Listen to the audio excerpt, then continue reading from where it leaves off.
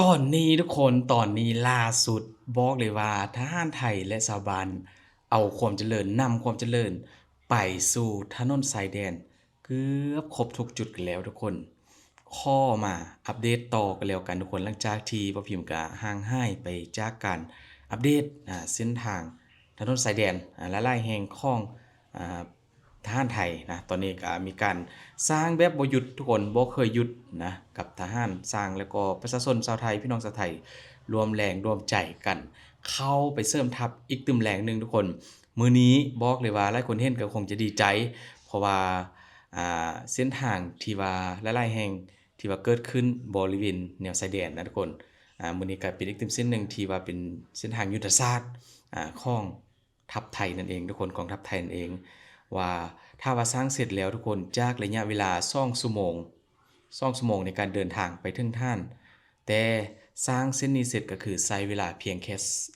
20นาทีหรือว่า20นาทีนั่นเองทุกคนมาเฮาไปเบิ่งคลิปกันทุกคนวันนี้ก็สดๆร้อนๆตอนนี้ล่าสุดกันเลยว่าถนนชายแดนไทยถนนยุทธศาสตร์ที่ว่าสำคัญนั้นจะสร้างเสร็จแล้วก็จะสวยขนาดไหนทุกคนไปทุกคนจุดแรกทุกคนจุดแรกนะถึงว่าช่วงนี้ก็อาจจะเป็นฤดูฝนเรียกว่าฝนยังตกอยู่นะบริเวณแนวชายแดนทุกคนเพราะว่าเป็นป่าชื้นป่าอับชื้นป่าหน้าทึบกันเลยแต่การทำถนนก็แบบบ่เคยหยุดนะทุกคนสร้างกันไปเรื่อยๆทุกคนนี่คือล่าสุดนี่ก็จะเป็นการเอากากของยางมะตอยทุกคนที่ว่ามีการค้นมาจากรถดำของพี่น้องชาวไทยแหละหรือว่ารถดำจิตอาสาทุกคนเข้ามาร่วมแรงร่วมใจกันอีกตึมครั้งหนึงหลังจากที่เคยทำมาแล้วกับการเอาหินกรวดไปลาดหลายๆจุดของถนนชายแดนคนและล่าสุดก็จะเป็นการเอากากของยางมะตอยนะทุกคนกากของถนนยางมะตอยที่ว่ามีการบดละเอียดแล้วก็นำมาปูให้กับถนนชายแดนอีกตึมจุดล่าสุดนี้เลยทุกคนนี่ถือว่าลาดกันแบบสดๆนี่เลยนะทุกคนให้เห็นว่ามีการกวดยางมะตอยโดยรถกวดนั่นเองทุกคนนี่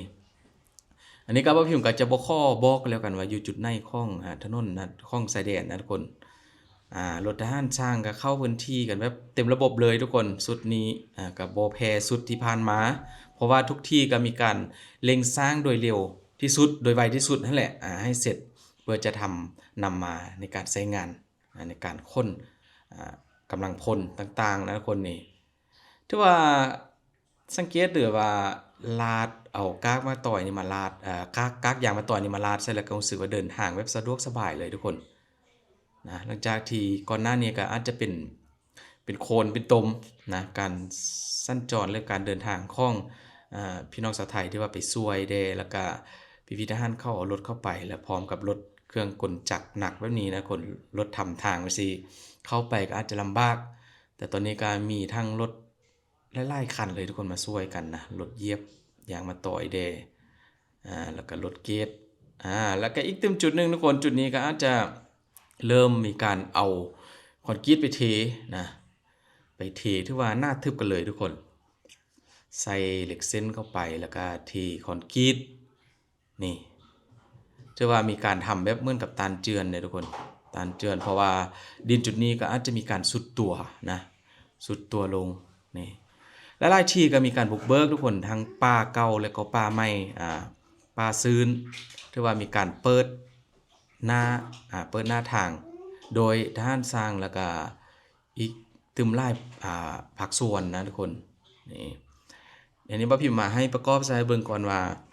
ถ้าว่าสร้างกำลังเปิดป่าไปก็จะเป็นประมาณนี้ทุกคนถ้าว่าสำหรับผมคิดของบ่พิมพ์นะถ้าว่าถนนแบบนี้ทุกคนเป็นดินแดงแบบนี้ถ้าว่าเดินทางไปได้นี่ได้นะในช่วงของฤดูแล้งก็อาจจะเดินทางสบายแต่ว่าอาจจะติดเรื่องของฝุ่นแน่แต่ก็อาจจะสะดวกสบายกว่าการเดินทางในช่วงของฤดูฝน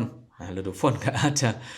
มีรถติดลุ่มติดบ่อกันไปทุกคนนี้อันนี้ก็เป็นรถจิตอาสาทุกคนหรือว่าขบวน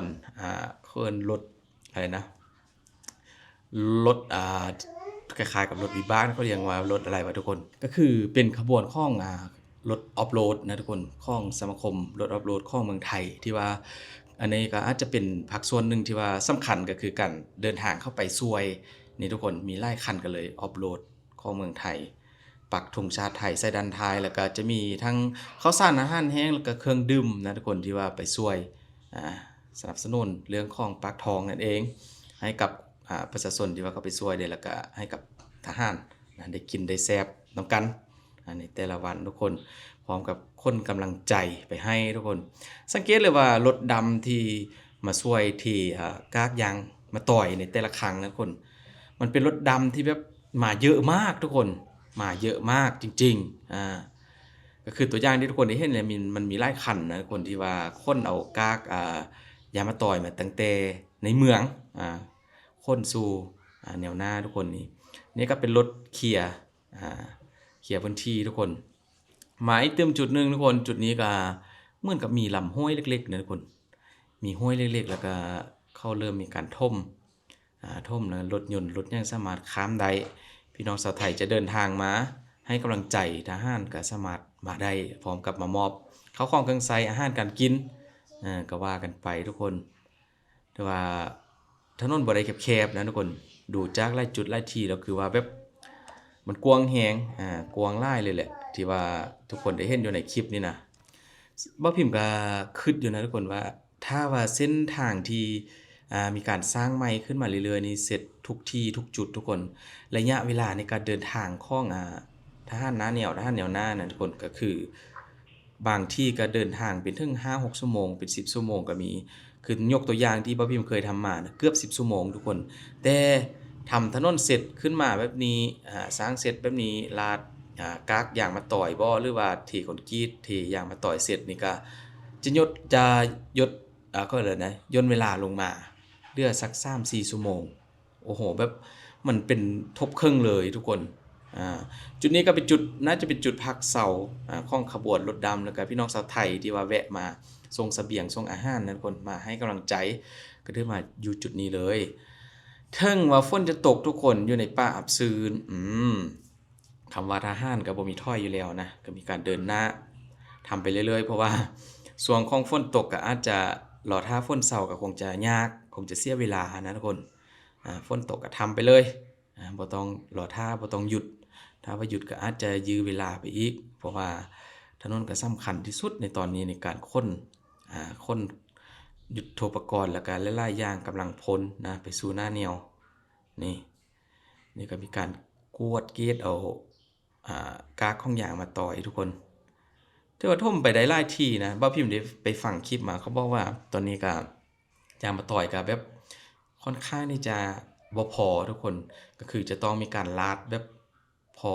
บางๆก่อนพอเดินทางได้ก่อนพอแบบนี้ความหมายก็คือให้ท่มเฉพาะพื้นผิวของดินแดงนะทุกคนดินโคลนนั้นให้เดินทางสะดวกก่อนอนาคตถ้าว่ามีกากของยางมาต่อยเยอะๆก็จะมีการทำแบบหน้าแน่นกว่านี้แต่ว่าถ้าเป็นไปได้ก็อาจจะลาดยางมาต่อยแบบมาตรฐานเลยทุกคนนะอันนี้ก็เป็นเพียงบางส่วนนะคนกับการทำถนนล่าสุดหลายๆที่ของชายแดนไทยทุกคนแต่ก็ข้อปิดไว้บ่บอกนะว่าอยู่จุดไหนทุกคนแต่ว่าพิมพ์ก็รู้อยู่แล้ว เพราะพิมพ์เป็นคนเอาคลิปมาทุกคน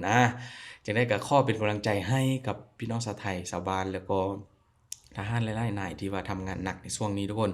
บ่ว่าจะอยู่หน้าแนวอยู่แนวหน้าแล้วก็ทหารสร้างที่ว่ากำลังรวมกำลังพลสร้างถนนให้เสร็จไวตอนนี้ก็อาจจะใช้เวลาอยู่แต่ว่าแล้วไปหลายที่แล้วทุกคนเดินทางสะดวกสบายกันแล้วคือคลิปล่าสุดที่บ่พิมพ์มาให้เบิ่งนี่ก็จาก2ชั่วโมงนะเดินทางจาก2ชั่วโมงในเมื่อก่อนที่ว่าบ่มีการทำถนนถ้าว่าทำเสร็จมาทุกคนจาก2ชั่วโมงจะเหลือเพียงแค่20นาทีในการเดินทางของทหารทุกคนขอบคุณหลายๆทุกคนเจอกันคลิปต่อไปเด้อ